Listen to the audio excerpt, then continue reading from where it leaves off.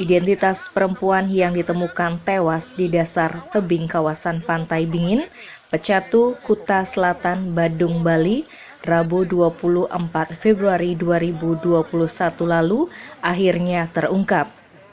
Korban adalah warga negara Amerika Serikat bernama Grace Wei Huang. Wanita keturunan Cina berusia 49 tahun tersebut selama di Bali menginap di Lake Cliff Villa, Jalan Labuan Said, Pecatu.